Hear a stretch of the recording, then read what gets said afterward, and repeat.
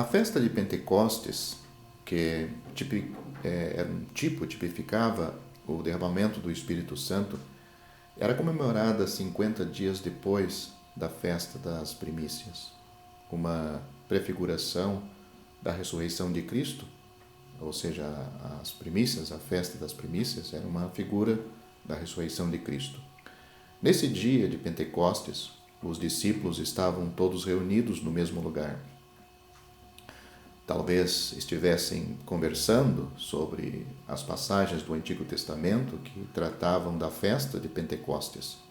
Confira, por exemplo, Levítico, no capítulo 23, versículos 15 e 16. Ou talvez estivessem cantando o Salmo 183, que diz: ó, como é bom e agradável ou suave viverem unidos os irmãos, ou os irmãos viverem em união. A vinda do Espírito Santo foi acompanhada de um som a ser ouvido, uma visão a ser vista e um milagre a ser experimentado. O som que veio do céu e encheu toda a casa era como um vento impetuoso. O vento é um dos vários símbolos fluidos do Espírito. Tem outros como o azeite, por exemplo, o fogo e também a água. E apresenta seus imprevisíveis movimentos soberanos. A visão assumiu a forma de línguas como de fogo. É assim que diz o registro bíblico. Distribuídas entre os discípulos, que pousou uma sobre cada um deles. Esse fenômeno não deve ser confundido com o batismo de fogo, apesar de serem mencionados juntos em Mateus capítulo 3, versículos 11 e 12, e também Lucas capítulo 3, versículos 16 e 17. O batismo do Espírito Santo, o batismo do Espírito Santo e o batismo de fogo são dois acontecimentos distintos. O primeiro, que é o batismo com o Espírito Santo, o batismo do Espírito Santo, é um batismo de bênção. O segundo, que é o batismo com fogo, é um batismo de julgamento. O primeiro diz respeito aos cristãos, o segundo aos incrédulos. O primeiro encheu os cristãos do Espírito Santo e de poder e formou a igreja.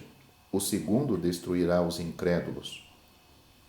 Ao se dirigir a um grupo misto, constituído de arrependidos e impenitentes, confira isso em Mateus capítulo 3, versículos 6 a 7, onde temos o registro de João Batista, ele afirmou que Cristo o batizaria com o Espírito Santo e com fogo. Mateus capítulo 3, versículo 11.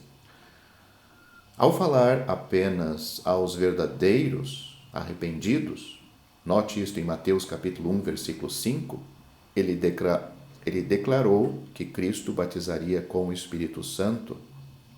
Marcos capítulo 1, versículo 18, está registrado este momento onde ele fala somente aos verdadeiros arrependidos também.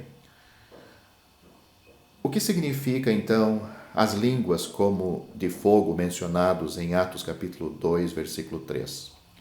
Sem dúvida, as línguas se referem à fala e, provavelmente, ao dom miraculoso de falar outras línguas concedidas aos apóstolos nessa ocasião.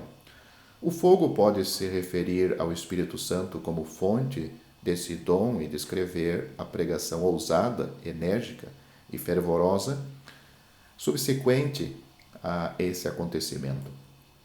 A ideia de pronunciamentos fervorosos parece particularmente apropriada, pois uma vida cheia do Espírito é caracterizada pelo fervor e resulta inevitavelmente em testemunho. No milagre experimentado em Pentecostes, os discípulos ficaram cheios do Espírito Santo e passaram a falar em outras línguas. Até então, O Espírito de Deus havia estado com os discípulos, mas agora ele passa a habitar dentro deles. Confira João capítulo 14, versículo 17. Onde encontramos esta promessa. Assim, este momento marca um ponto crítico na relação entre o Espírito e a humanidade. No Antigo Testamento, o Espírito era derramado sobre as pessoas, mas não habitava dentro delas de forma permanente. Verifique isto no Salmo de Davi, capítulo 51, versículo 11, onde ele pede para que o Senhor não retire dele o Espírito Santo, ou de sobre ele o Espírito Santo. Coisa que hoje não acontece, o crente não perde o Espírito Santo. A partir de Pentecostes, o Espírito de Deus passou a habitar nos salvos em caráter permanente. Ele veio para ficar, como prometeu o Senhor Jesus em João, capítulo 14, versículo 16. Em Pentecostes, o Espírito Santo não apenas veio para habitar com os crentes, mas os encheu. O Espírito de Deus veio habitar em nós a partir do momento em que somos salvos, ou ele vem habitar em nós a partir do momento que somos salvos, mas a fim de sermos cheios do Espírito, precisamos estudar a palavra de Deus, dedicar tempo à meditação e oração e viver em obediência ao Senhor. Então, quando o crente tem essas práticas diárias, ele começa a esvaziar-se de outras coisas mundanas, carnais, e o Espírito tem lugar na sua vida para controlá-lo, guiá-lo e enchê-lo do seu poder. A vinda do Espírito Santo em Pentecostes também reuniu os cristãos no corpo de Cristo, a igreja. Note o que diz o apóstolo Paulo: pois em um só Espírito todos nós fomos batizados em um corpo, quer judeus, quer gregos, quer escravos, quer livres, e a todos nós foi dado beber de um só Espírito. 1 Coríntios capítulo 12, versículo 13. Desse momento em diante, judeus e gentios seriam um único novo homem em Cristo Jesus e membros do mesmo corpo. Confira Efésios capítulo 2, versículos 11 a 22. Os discípulos que ficaram cheios do Espírito Santo começaram a falar em línguas, segundo o Espírito lhes concedia que falassem. Como os versículos seguintes do capítulo 2 de Atos deixam claro, na sequência, como lemos lá, os discípulos receberam o poder sobrenatural de falar línguas estrangeiras que nunca haviam estudado. Não eram palavras sem sentido ou declarações estáticas, mas línguas faladas em outras partes do mundo. Esse dom de línguas foi um dos sinais ou prodígios usados por Deus para dar testemunho da veracidade da mensagem dos apóstolos. Confira essa verdade em Hebreus capítulo 2, versículos 3 e 4. Naquele tempo, o Novo Testamento ainda não havia sido escrito. Agora que a palavra de Deus está completa, ou seja, em nossos dias, está completa e disponível em forma escrita, os dons, prodígios, são praticamente desnecessários. Não obstante, o Espírito soberano de Deus certamente poderia continuar a usá-los, se assim o desejasse. A ocorrência de línguas no dia de Pentecostes não deve ser usada como prova de que a dádiva do Espírito deve sempre ser acompanhada desse fenômeno. Se as línguas são parte indispensável da dádiva do Espírito Santo, Por que não se fez menção delas em relação, por exemplo, na conversão dos 3.000, aquelas 3.000 almas que se converteram em Atos, capítulo 2, versículo 41? Também não temos registro dos convertidos, dos 5.000 convertidos, em Atos capítulo 4, versículo 4. Temos também a outra ocasião, a ocasião em que os samaritanos receberam o Espírito Santo. Eles não falaram em línguas. Atos capítulo 8, versículo 17. Na verdade, o dom de línguas só é mencionado em Atos em outras duas ocasiões. Na conversão dos gentios na casa de Cornélio, confira Atos capítulo 10, versículo 46. No segundo batismo dos discípulos de João, em Éfeso, em Atos capítulo 19, versículo 6. Antes de passarmos para verificar o versículo 5 do capítulo 2 de Atos, devemos mencionar a existência de divergências consideráveis entre estudiosos da Bíblia acerca do batismo do Espírito Santo, tanto em relação ao número de vezes que ocorre quanto aos seus resultados. No que diz respeito à frequência, alguns acreditam que, primeiro,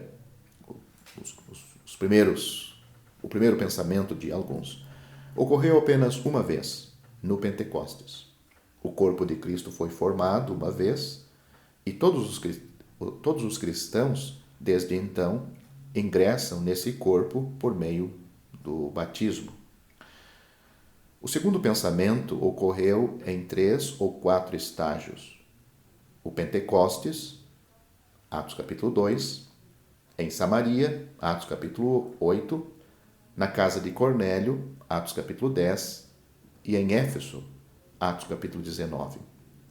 Tem um terceiro pensamento que diz que ocorre sempre que uma pessoa é salva. Quanto aos efeitos na vida dos indivíduos, há quem afirme que o batismo do Espírito é a segunda obra da graça, que normalmente ocorre depois da conversão e resulta em graus diferentes de santificação. Essa ideia não é corroborada pelas Escrituras.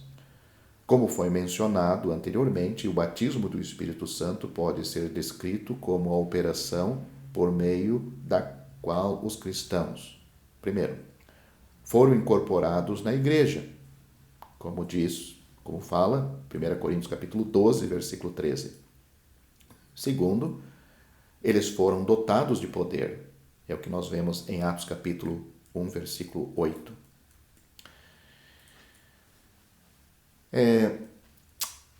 Em Atos capítulo 2, versículos 5 a 13, temos ali judeus, homens piedosos, vindo de todas as partes do mundo conhecido na época, haviam se reunido em Jerusalém para celebrar a festa de Pentecostes. Ao ouvirem o ruído da vinda do Espírito Santo, dirigiram-se à casa onde os apóstolos se encontravam. Como ainda acontece nos dias de hoje, as pessoas daquele tempo foram atraídas pela operação do Espírito de Deus. Quando a multidão chegou ao local, os apóstolos já estavam falando em línguas. Para o espanto dos visitantes, os discípulos galileus testemunhavam em várias línguas estrangeiras. O milagre se deu com aqueles que falavam e não com os que ouviam. Quer fossem judeus de nascença, quer convertidos ao judaísmo, quer do leste, quer do oeste, quer do norte, quer do sul, todos ouviram as grandezas de Deus serem descritas na própria língua materna. O termo original traduzido por língua nos versículos 6 e 8 de Atos capítulo 2 deu origem à nossa palavra dialeto. Para muitos, um dos propósitos do dom de língua em Pentecostes foi proclamar o Evangelho a pessoas de diferentes línguas simultaneamente. Nas palavras de um escritor, Ele disse: Deus deu sua lei em uma língua a uma nação, mas deu seu evangelho em todas as línguas a todas as nações. O texto, porém, não corrobora essa afirmação, pois ao falarem em línguas, os discípulos estavam declarando as grandezas de Deus. Note, capítulo 2, versículo 11. Essa ocorrência foi um sinal para o povo de Israel. Confira também 1 Coríntios capítulo 14, versículos 21 e 22. E seu objetivo era provocar admiração e espanto. Em contrapartida, Pedro pregou o evangelho numa língua compreendida por todos os presentes ou pela maioria deles. Os visitantes reagiram de formas diferentes. Alguns demonstraram grande interesse, enquanto outros acusaram os apóstolos de estarem embriagados. De fato, os discípulos estavam sob o efeito de um elemento externo, fora do seu controle, mas era o efeito do Espírito Santo e não de vinho. Os seres humanos irregenerados ou não salvos sempre têm uma explicação natural para fenômenos espirituais. Numa ocasião em que Deus falou do céu, a multidão disse ter ouvido um trovão. Confira João capítulo 12, versículos 28 e 29. Agora, os incrédulos, neste momento, explicam em tom de escárnio que o júbilo resultante da vinda do Espírito se devia ao fato de os discípulos estarem embriagados. Um comentarista chamado Schiller afirma: o mundo gosta de deslustrar tudo o que resplandece e humilhar todos os que são exaltados. Bem, os discípulos que haviam negado seu Senhor com juramentos e maldições, ou melhor, o discípulo, pelo menos Pedro, havia negado e agora ele toma a palavra e se dirige à multidão. O seguidor, outrora tímido e vacilante, se mostra intrépido e veemente. Pentecostes havia provocado uma transformação. Pedro estava cheio do Espírito. Em Cesareia de Filipe, Jesus havia prometido dar a Pedro as chaves do reino dos céus. Mateus capítulo 16, versículo 19. Em Atos capítulo 2, vemos o apóstolo usando essas chaves para abrir a porta aos judeus. Versículo 14. E posteriormente, no capítulo 10, aos gentios. O apóstolo Pedro começa explicando que os acontecimentos extraordinários daquele dia não era consequência de embriaguez. Afinal, era apenas 9 horas e seria praticamente impossível tantas pessoas estarem embriagadas tão cedo. Além disso, ao participarem de cultos na sinagoga num dia de festa, os judeus se abstinham de comida e bebida até às 10 horas, ou mesmo até o meio-dia, dependendo do horário em que o sacrifício diário era oferecido. O comportamento dos discípulos se devia ao fato de o Espírito Santo ter sido derramado conforme havia sido dito por intermédio do profeta Joel, capítulo 2, versículo 28 e seguintes. Na realidade, os acontecimentos do Pentecostes não foram o cumprimento total da profecia de Joel. Grande parte dos fenômenos descritos nos versículos 17 a 28 não ocorreram nessa ocasião. O que aconteceu no Pentecostes foi um deleite ou uma apreciação antecipada daquilo que sucederá nos últimos dias, antes do grande e glorioso dia do Senhor. Se Pentecostes cumpriu a profecia de Joel, qual a necessidade da promessa feita posteriormente no capítulo 3, versículo 19, de que se a nação se arrependesse e Israel recebesse aquele a quem havia crucificado, ele voltaria, ou seja, o Senhor Jesus voltaria e traria o dia do Senhor. A citação de Joel é um exemplo da lei da dupla referência, de acordo com a qual as profecias bíblicas se cumprem de forma parcial em uma época e total numa ocasião posterior. O Espírito de Deus foi derramado no Pentecostes, mas não literalmente sobre toda a carne, como está em Joel capítulo 2. O cumprimento final da profecia se dará no final do período da tribulação, depois do arrebatamento da igreja. Antes da volta gloriosa de Cristo, haverá milagres no céu e sinais na terra, como está também registrado pelo próprio Senhor Jesus em Mateus capítulo 24, versículos 29 e 30. O Senhor Jesus Cristo aparecerá na terra para eliminar seus inimigos e estabelecer seu reino. No início do reinado milenar de Cristo, o Espírito de Deus será derramado sobre toda a carne, tanto de judeus quanto de gentios, uma situação que persistirá, de modo geral, durante todo o milênio, ou os 1000 anos de reinado de Cristo. O Espírito se manifestará nas pessoas de várias maneiras, não obstante o sexo, a idade ou a condição social. Alguns terão visões e outros sonharão, uma situação que sugere a recepção de conhecimento. Outros ainda profetizarão, ou seja, passarão esse conhecimento adiante. A tônica será sobre os dons de revelação e comunicação. Tudo isso ocorrerá no tempo descrito por Joel como últimos dias, versículo 17 de Joel capítulo 2. Trata-se, obviamente, de uma referência aos últimos dias de Israel e não da igreja. De acordo com a profecia de Joel, os sinais sobrenaturais do céu ocorrerão antes que venha o dia do Senhor. Neste contexto, o dia do Senhor se refere à sua volta à terra para destruir seus inimigos e reinar em poder e grande glória. Enfim, Pedro encerra a citação de Joel com uma promessa: todo aquele que invocar o nome do Senhor será salvo. Eis as boas novas para todas as eras, a salvação oferecida a todos os povos com base na fé no Senhor. O nome do Senhor é uma expressão que abrange tudo o que o Senhor é. Assim, invocar o seu nome é invocar o Senhor como verdadeiro objeto da fé e único meio de salvação. Mas quem é o Senhor?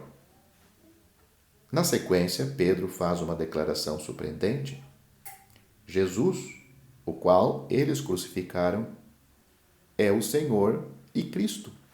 O apóstolo começa falando da vida de Jesus, prossegue com sua morte, ressurreição, ascensão e, por fim, trata da sua glorificação à direita de Deus Pai. Pedro está decidido a não deixar ninguém com a impressão equivocada de que Jesus ainda jazia numa sepultura na Judéia.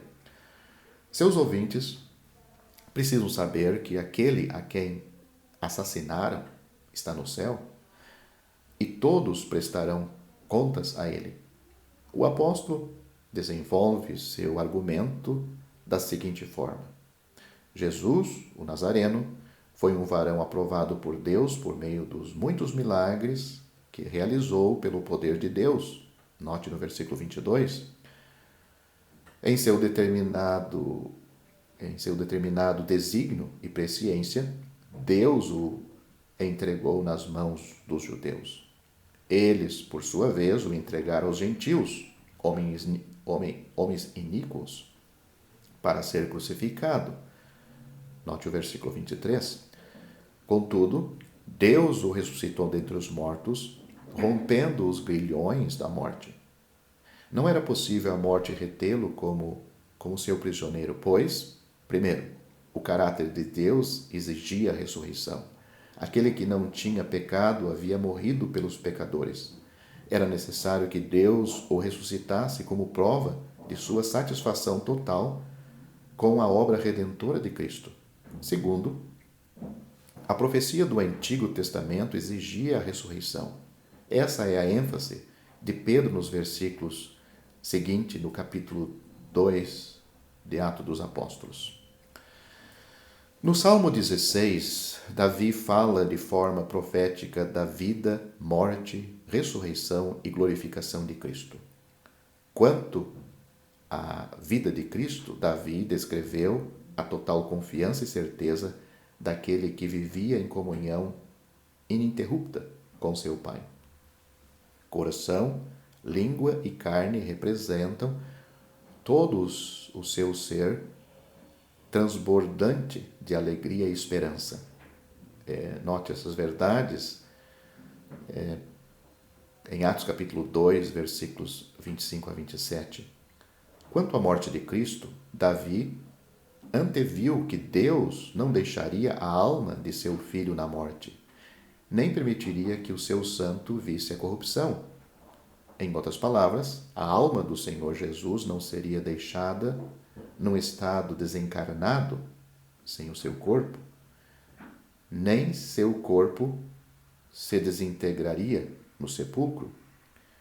Esse versículo não deve ser usado para provar que, ao morrer, o Senhor Jesus foi a uma prisão de espírito dos falecidos nas regiões inferiores da terra, como muitos dizem.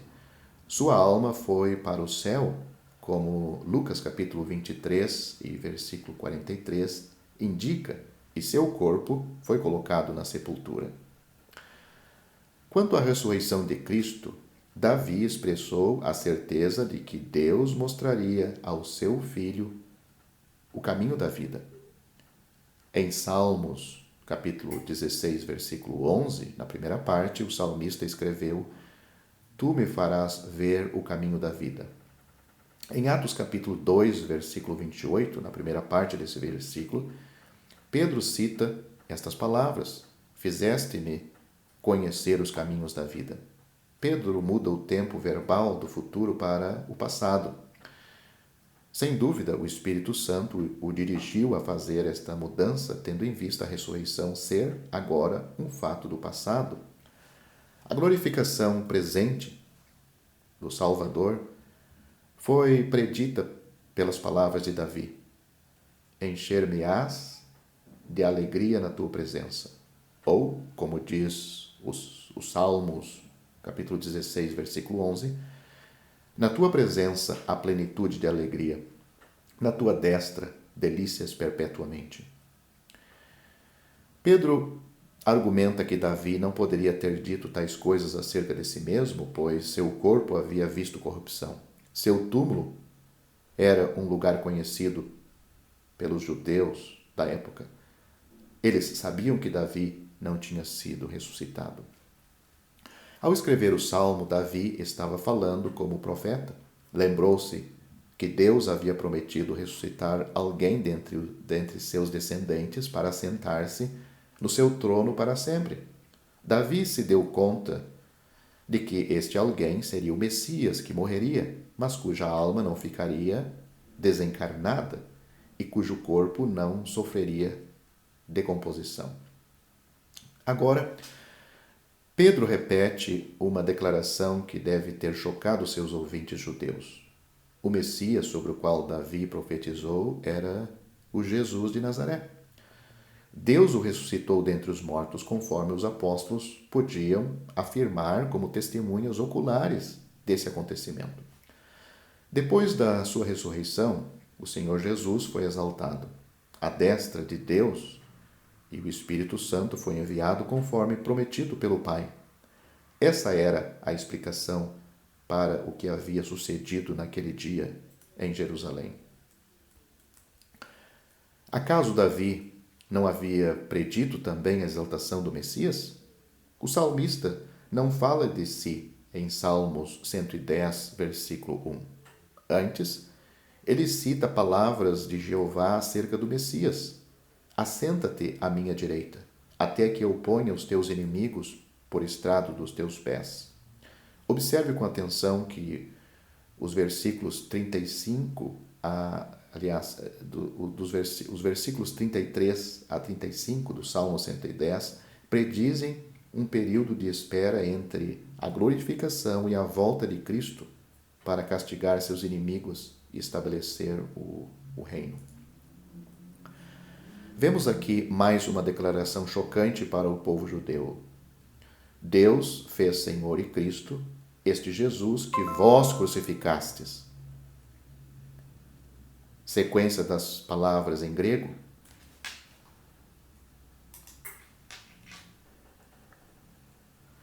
Um comentarista chamado Berge comenta: a ferroada vem no final do discurso. Este Jesus que vós crucificastes. Eles haviam crucificado o ungido de Deus, e a vinda do Espírito Santo era evidente de que Jesus havia sido exaltado nos céus. Confira João capítulo 7, versículo 39. Tamanho foi o poder de persuasão do Espírito que, mesmo sem Pedro ter feito um convite ou apelo, seus ouvintes perguntaram: que faremos, irmãos? A pergunta foi motivada por um sentimento profundo de culpa. Perceberam que Jesus, o qual haviam crucificado, era o Filho amado de Deus. Esse Jesus havia sido ressuscitado dentre os mortos e se encontrava exaltado no céu. Como, então, seus assassinos poderiam escapar do julgamento? Pedro respondeu: arrependei-vos e cada um de vós seja batizado em nome de Jesus Cristo para a remissão dos vossos pecados. Em primeiro lugar, precisavam se arrepender, reconhecer sua culpa e concordar com a acusação de Deus contra eles. Em segundo, deviam ser batizados para a remissão de pecados. À primeira vista, esse versículo parece ensinar a salvação pelo batismo, e muitos insistem em que é o caso. Tal interpretação é impossível pelos seguintes motivos. Primeiro, em diversas passagens do Novo Testamento, a salvação é pela fé no Senhor Jesus. Confira, por exemplo, João capítulo 1, versículo 12, capítulo 3, versículos 16 e 36, capítulo 6, versículo 49, Atos, capítulo 16, versículo 31, Romanos capítulo 10, versículo 9. Então, seria inconcebível um versículo contradizer esse testemunho poderoso encontrado em todas estas passagens e tantas outras. Em segundo lugar, o ladrão na cruz, que foi crucificado ao lado do Senhor Jesus, recebeu garantia da salvação sem o batismo. Confira Lucas capítulo 23, versículo 43. Em terceiro lugar, em nenhum lugar se diz que o Salvador batizou alguém. Uma omissão inexplicável, caso o batismo fosse essencial para a salvação. Ele seria um dos primeiros a batizar as pessoas. Em quarto lugar, o apóstolo Paulo dá graças a Deus por ter batizado apenas alguns coríntios. Um motivo estranho de gratidão, caso o batismo tivesse mérito salvífico ou para a salvação. Confira 1 Coríntios capítulo 1, versículos 14 a 16. Bem, é interessante observar que apenas os judeus receberam a instrução de ser batizados para o perdão dos pecados, conforme Atos capítulo 22, versículo 16. A nosso ver, tal fato é a chave para compreender a passagem em questão. A nação de Israel havia crucificado o Senhor da glória. O povo judeu havia clamado: caia sobre nós o seu sangue e sobre nossos filhos, em Mateus capítulo 27, versículo 25. E com isto, tomado sobre si a culpa pela morte do Messias, alguns dos judeus haviam se dado conta de seu erro e, por meio do arrependimento, reconhecido seu pecado diante de Deus. Ao crer no Senhor Jesus como seu Salvador, foram regenerados e receberam o perdão eterno dos pecados. mediante as águas do batismo, separaram-se de sua nação que havia crucificado o Senhor e se identificaram com Cristo. Assim, o batismo se tornou o sinal externo de que a ligação pecaminosa desses indivíduos com a rejeição de Cristo havia sido removida pelas águas do batismo, juntamente com os pecados, com todos os pecados. O batismo os transportou da esfera judaica para a cristã, mas não os salvou. Somente a fé em Cristo poderia lhes conceder a salvação. Ensinar algo diferente disso é ensinar outro evangelho e, portanto, passível de maldição, conforme Gálatas, capítulo 1, versículos 8 e 9. Outra interpretação do batismo para a remissão dos pecados é fornecido por um comentarista, chamado Hiri. Ele diz, não significa um batismo para obter a remissão dos pecados, pois no restante do Novo Testamento os pecados são perdoados como resultado da fé em Cristo e não do batismo. Antes, significa ser batizados por causa da remissão dos pecados. Ou seja, o batismo era o efeito, a causa do que já havia acontecido.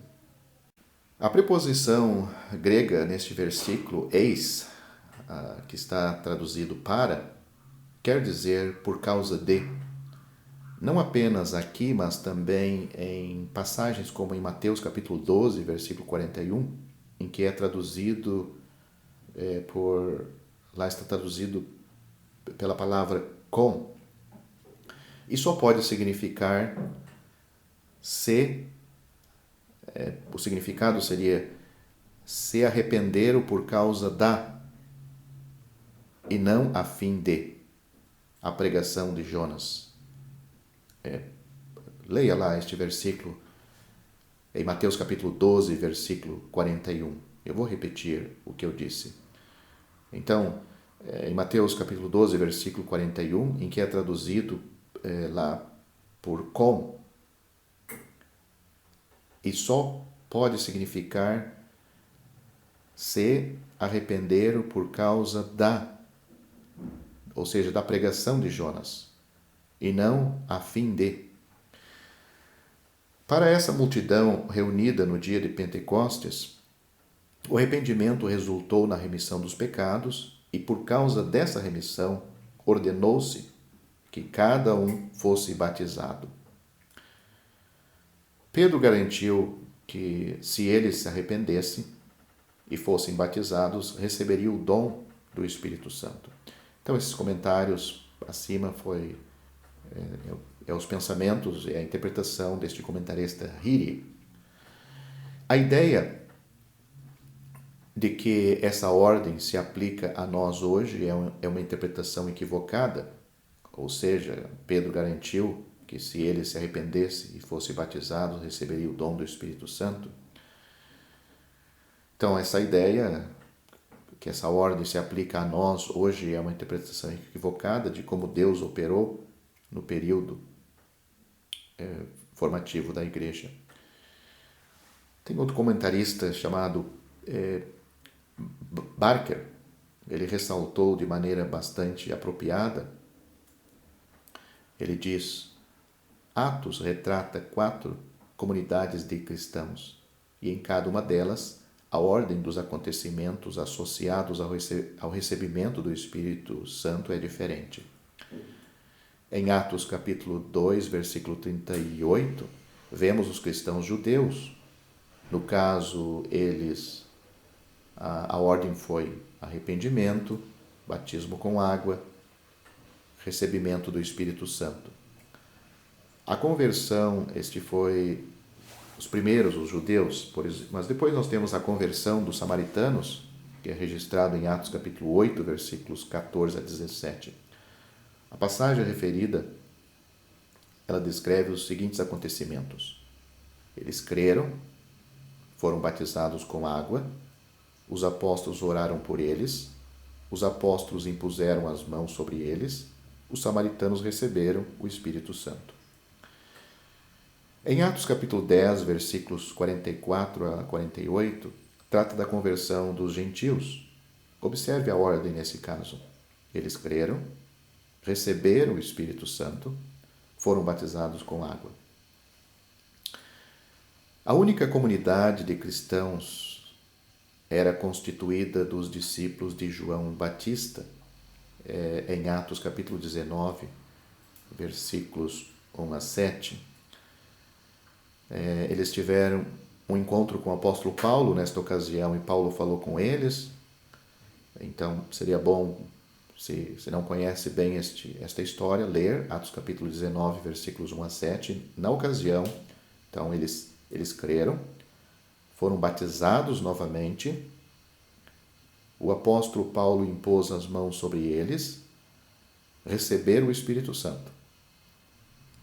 Isso significa que Atos apresenta 4 formas de salvação?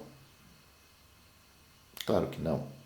A salvação foi e sempre será com base na fé no Senhor Jesus.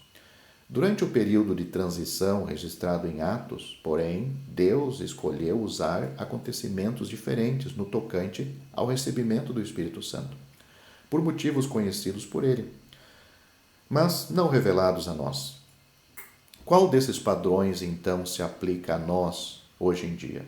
Uma vez que Israel, como nação, rejeitou o Messias, o povo judeu perdeu seus privilégios. Hoje, Deus está chamando dentre os gentios um povo para o seu nome. Atos capítulo 15, versículo 14. Diante disso, a ordem de acontecimento hoje é a mesma de Atos capítulo 10, ou seja, fé, recebimento do Espírito Santo, ou seja, fé em Cristo, o arrependimento, a fé em Cristo para a salvação. No mesmo instante, acontece o recebimento do Espírito Santo. Então, logo após, a pessoa é batizada na água. Cremos que esta ordem se aplica tanto a judeus quanto a gentios de nosso tempo. A princípio, tal afirmação pode parecer arbitrária e talvez alguém pergunte: em que momento a ordem de Atos capítulo 2, versículo 38 deixou de se aplicar aos judeus e a ordem de Atos capítulo 10, versículos 44 a 48 começou a vigorar? Bem, evidentemente é impossível apresentar uma data específica, mas Atos dos Apóstolos mostram uma transição gradual da pregação do Evangelho prioritariamente aos judeus para a sua rejeição repetida pelos judeus e pregação aos gentios. Atos mostra esta evolução, essa transição. No final de Atos, a nação de Israel é relegada a segundo plano, ou é deixada para segundo plano. A incredulidade a levou a perder seus direitos como povo escolhido de Deus. Durante a era da Igreja, o povo de Israel passou a ser contado juntamente com as nações gentias, de modo que a ordem de Deus em Atos capítulo 10, versículos 44 a 48, também se aplica hoje aos judeus. Bem, no versículo 39 de Atos capítulo 2, nós vemos que em seguida Pedro os lembra de que a promessa do Espírito Santo é para eles, para seus filhos, ou seja, o povo judeu, e para todos os que ainda estão longe, ou seja, Pedro estava se referindo já nesta ocasião aos gentios, isto é, quantos Deus chamar. Aos mesmos que havia dito, caia sobre nós o seu sangue e sobre nossos filhos, o apóstolo garante a graça divina para eles e seus filhos, se crescem no Senhor. Esse versículo costuma ser usado de forma equivocada para ensinar que a salvação ou os privilégios da aliança são garantidas aos filhos de pais cristãos. Spurgeon, um pregador bem conhecido, dá uma resposta convincente a isto. Ele diz: acaso a Igreja de Deus não sabe que o que é nascido da carne é carne e o que é nascido do Espírito é Espírito? Quem da imundícia poderá tirar coisa pura? O nascimento natural comunica a imundícia da natureza, mas não transmite paz. Somos informados categoricamente que, sob a nova aliança, os filhos de Deus não nasceram do sangue, nem da vontade da carne, nem da vontade do homem, mas de Deus. Então, até aí está o que Spurgeon explica, e uma explicação muito boa. Observe que a promessa não é apenas para vós e vossos filhos, mas para todos os que ainda estão longe. É isto que Pedro diz, isto é, para quantos o Senhor nosso Deus chamar, uma declaração tão inclusiva quanto a expressão todo aquele no convite do Evangelho. Todo aquele. A mensagem de Pedro não se encontra registrada em sua totalidade nesse versículo, mas, de acordo com os pontos principais, o restante do seu discurso, os ouvintes judeus deviam ser salvos da geração perversa que rejeitou e matou o Senhor Jesus. Para isto, era necessário aceitar Jesus como Messias Salvador e, por meio do batismo cristão, expressão pública, negar publicamente qualquer ligação com Israel, uma nação culpada. Muitas pessoas pediram para ser batizadas a fim de exteriorizar que haviam aceitado a palavra de Pedro como palavra do Senhor. Naquele dia, houve um acréscimo de quase 3.000 pessoas à comunidade dos cristãos. Diante desse grande número de conversões, fica evidente que Pedro estava exercendo seu ministério pelo poder do Espírito Santo. Por certo, o pescador galileu se lembrou das palavras de Jesus. Ele disse: eu vos farei pescadores de homens. Mateus capítulo 4, versículo 19. E talvez da declaração do Mestre: em verdade vos digo que aquele que crê em mim fará também as obras que eu faço e outras maiores fará, porque eu vou para junto do Pai. João capítulo 14, versículo 12. É interessante observar o cuidado do escritor na hora de registrar o número de convertidos. Ele disse quase 3.000 pessoas. Todos os servos de Deus devem usar da mesma cautela ao contar as decisões para Cristo. O versículo 42 de Atos 2 mostra a autenticidade que se manifesta na permanência. Ou seja, neste versículo nós vemos que a firmeza do crente vai provar que ele é autêntico. Os convertidos demonstraram o caráter autêntico da sua decisão ao perseverar em alguns pontos que este versículo destaca. Note, por exemplo, diz ali na doutrina dos apóstolos, ou seja, os ensinamentos inspirados dos apóstolos, transmitidos inicialmente de forma oral e hoje preservados no Novo Testamento. Leia os versículos, Atos capítulo 2, versículos 43 a 47. E leia o capítulo 3, versículo 41 também. Esse versículo diz também que eles perseveravam na comunhão. A nova vida em Cristo também foi comprovada pelo desejo dos recém-convertidos de conviver com o povo de Deus em comunidade. Sentiam-se separados do mundo e descobriram interesses em comum com outros cristãos. O versículo também diz que eles perseveravam no partir do pão, Essa expressão é usada no Novo Testamento tanto para a ceia do Senhor quanto para as refeições diárias. Neste caso aqui, o significado deve ser definido,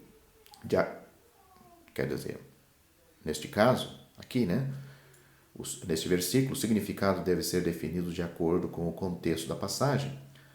Trata-se, evidentemente, de uma refeição, a ceia do Senhor, pois não haveria nenhuma necessidade de especificar que os recém-convertidos perseveravam em suas refeições diárias.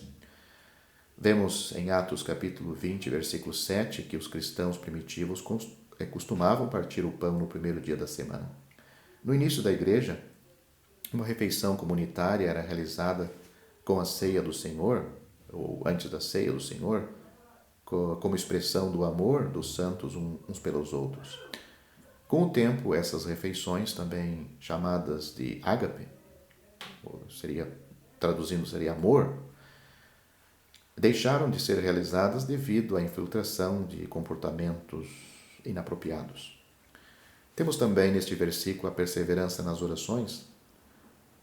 Essa era a quarta prática fundamental da igreja primitiva e expressava a dependência total do Senhor na adoração, direção, preservação e no serviço. Bem, o povo foi tomado de temor reverente. Diante da manifestação clara do poder extraordinário do Espírito Santo, o coração dos cristãos calou-se e aquietou-se. Sua alma se encheu de espanto ao ver os apóstolos realizarem muitos prodígios e sinais. Prodígios eram milagres que provocavam espanto e maravilha. Sinais eram milagres que visavam a transmitir ensinamentos. Um milagre podia ser, ao mesmo tempo, um prodígio e um sinal. Os cristãos se reuniam com frequência e tinham tudo em comum. O amor de Deus derramado em seu coração era tão poderoso que não consideravam as propriedades materiais exclusivamente suas. Versículo 32 de Atos capítulo 4. Confira este assunto também lá. Sempre que havia uma necessidade verdadeira em seu meio, uma propriedade pessoal era vendida e a renda era distribuída. Havia, portanto, igualdade. Manifestou-se entre os que criam uma concordância de coração e interesse, na qual o egoísmo natural da condição decaída foi absolvida pela plenitude de um amor gerado pela percepção do amor divino. Se você gostou deste vídeo, deixe seu joinha, isso nos ajudará a divulgá-lo. Também não se esqueça de inscrever-se em nosso canal, ative o sininho das notificações para que você receba os novos vídeos, deixe seus comentários. Obrigado por assistir este vídeo.